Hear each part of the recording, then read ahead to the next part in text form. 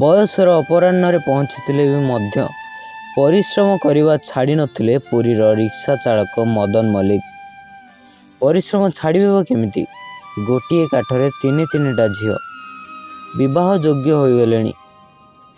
ପୁଅଟି କଲେଜରେ ପଢ଼ୁଛି, ଆଉ ଘରେ ଗୋଟିଏ ରୋଗିଣା ସ୍ତ୍ରୀ।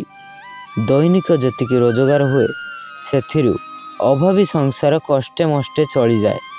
ସକାଳୁ ଜଗନ୍ନାଥଙ୍କ ନାଁ ସ୍ମରଣ କରି ପୁରୀ ବସ୍ ଷ୍ଟାଣ୍ଡ ନହେଲେ ଷ୍ଟେସନରୁ ଯାତ୍ରୀ ନେଇ ଶ୍ରୀମନ୍ଦିର ଅଭିମୁଖେ ବାହାରି ପଡ଼ନ୍ତି ମଦନ ମଉସା। ସେଇ ବାହାନାରେ ଅନେକ ଥର ପତିତ ପାବନଙ୍କୁ ଦର୍ଶନ କରିଦିଅନ୍ତି। ହାତ ଯୋଡ଼ି ଗୋଟିଏ କଥା ମାଗନ୍ତି, ମୁଁ ତୋ ଦୁଆରେ ତୋ ଭକ୍ତଙ୍କୁ ଲଗାଉଛି, ତୁ ଟିକେ ମୋ ପରିବାରକୁ ଚାହିଁଥିବୁ। କାହିଁ ଖରା କାହିଁ ବର୍ଷା, ନିତ୍ ଏମିତି ବଡ଼ଦାଣ୍ଡରେ ରିକ୍ସା ଭିଡ଼ି ଚଳାନ୍ତି ମଦନ ମଉସା। ସ୍ନାନ ପୂର୍ଣ୍ଣିମା ଦିନ ଘଟିଲା ଏକ ଘଟଣା। ହଠାତ୍ ମଦନ ମଉସାଙ୍କ ସାଥୀ ରିକ୍ସାବାଲା ଆସି ଖବର ଦେଲା, ମଦନ ତୋ ପୁଅର ଆକ୍ସିଡେଣ୍ଟ ହୋଇଯାଇଛି ବଡ଼ ଶଙ୍ଖ ନିକଟରେ। ତୁ ଜଲ୍ଦି ସଦର ହସ୍ପିଟାଲକୁ ଯା, ସେଠାରେ ତୋ ପୁଅର ଚିକିତ୍ସା ଚାଲିଛି। ସେ ସମୟରେ ଯାତ୍ରୀଙ୍କୁ ନେଇ ସ୍ନାନ ମଣ୍ଡପ ପୂର୍ବରୁ ଥିବା ଟ୍ରାଫିକ୍ ପାଖରେ ଛାଡ଼ି ଦେଇଥିଲେ ମଦନ। ହଠାତ୍ ଏ ଖବର ଶୁଣିବା ପରେ ମଦନ ମଉସାଙ୍କ ଗୋଡ଼ ତଳୁ ଯେପରି ମାଟି ଖସିଗଲା। ସାଙ୍ଗେ ସାଙ୍ଗେ ସ୍ନାନ ମଣ୍ଡପ ଆଡ଼କୁ ଚାହିଁ ଲୁହ ଛଳ ଛଳ ଆଖିରେ କହିଲେ, ହେ ସାନ୍ତେ, କ'ଣ ଦୋଷ ହୋଇଗଲା ମୋର? ଏ ଗରିବ ଉପରେ ଏ କି ଚଡ଼କ ପକେଇଲ ମଣିମା? ଏତିକି କହି ସେଠାରେ ଲୁହ ଛଳ ଛଳ ହୋଇ ରିକ୍ସା ବୁଲେଇଲେ ମଦନ ମଉସା। ହେଲେ ବଡ଼ଦାଣ୍ଡରେ ଏତେ ଗହଳି ଥିଲା ଯେ ତାଙ୍କ ରିକ୍ସା ଆଉ ଆଗକୁ ଯାଇପାରୁନଥିଲା। ଏମିତିରେ ବଡ଼ ଅସୁବିଧାରେ ପଡ଼ିଗଲେ ମଦନ ମଉସା। ଆଖି ଆଗରେ ପୁଅର ମୁହଁ ଓ ମନରେ ଜଗନ୍ନାଥଙ୍କୁ ସ୍ମରଣ କରୁଥାନ୍ତି। ଏତିକି ବେଳେ ଆରମ୍ଭ ହୋଇଯାଇଥାଏ ବର୍ଷା। ସେମିତିରେ ତିନ୍ତି ତିନ୍ତି ରିକ୍ସା ଚଳାଉଥାନ୍ତି।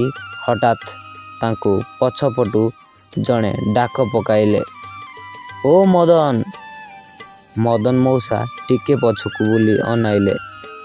ଦେଖିଲେ ମୋଟା ହୋଇ ଜଣେ ସେବାୟତ ଡାକୁଛନ୍ତି, ଆରେ ହୋ ମଦନ, ତୁ ଟିକେ ରହ, ତୋ ସାଥିରେ ଯିବି।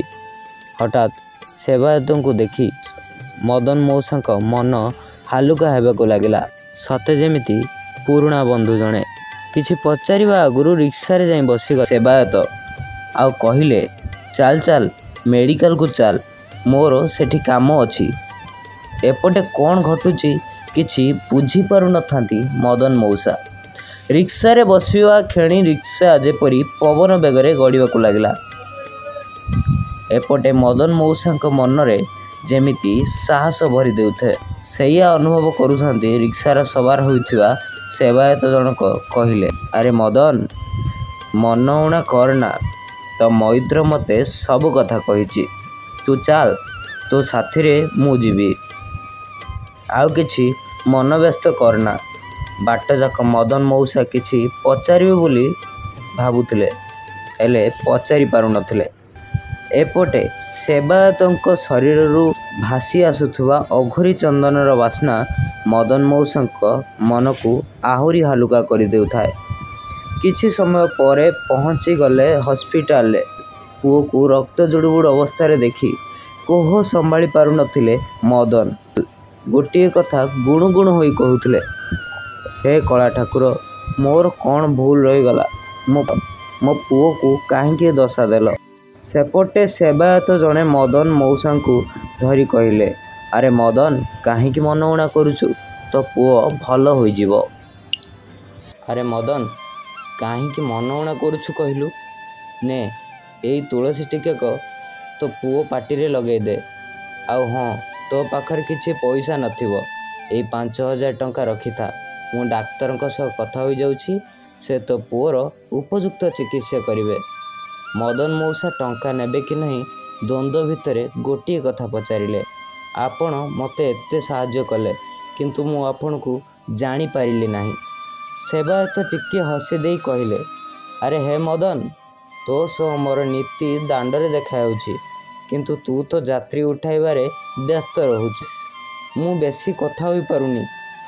ଆଜି ତୋ ଅସୁବିଧା ଶୁଣି ସ୍ନାନ ମଣ୍ଡପ ଛାଡ଼ି ଚାଲି ଆସିଲି। ତୋ ପୁଅକୁ ଆଗ ଭଲ କର, ପରେ ଆଉ କେବେ ଦେଖା ହେବା। ମଦନ ମଉସା କହିଲେ, ମୁଁ ଏ ଟଙ୍କା କେମିତି ଫେରାଇବି?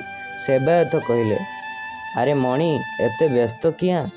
ଦାଣ୍ଡରେ କେବେ ଦେଖା ହେଲେ ସମୟ ସୁବିଧା ଦେଖି ଦେଇଦେବୁ। ଏତିକି କହି ଡାକ୍ତରଖାନାରେ ଡାକ୍ତରଙ୍କ ସହ କ'ଣ ଗୁଡ଼ାଏ କଥା ହୋଇ ସେବାୟତ ଜଣକ ଚାଲିଗଲେ। କିଛି ଦିନ ପରେ ପୁଅ ଭଲ ହୋଇଗଲା। ହେଲେ ମଦନ ମଉସା ବଡ଼ଦାଣ୍ଡରେ ସେବେଠୁ 5,000 ଟଙ୍କା ଧରି ବୁଲୁଛନ୍ତି। କିନ୍ତୁ ସେ କଳା ହୋଇ ସେବାୟତଙ୍କୁ ଆଜି ଯାଏଁ ପାଇଲେ ନାହିଁ। ସେବେଠାରୁ ମଦନ ମଉସା ଭାବିନେଲେ, ସେ ଆଉ କେହି ନୁହେଁ, ମୋ କଳା ସାଆନ୍ତ ନିଜେ ଆସି ମୋତେ ବିପଦ ମୁକ୍ତ କରିଦେଇ ଗଲେ।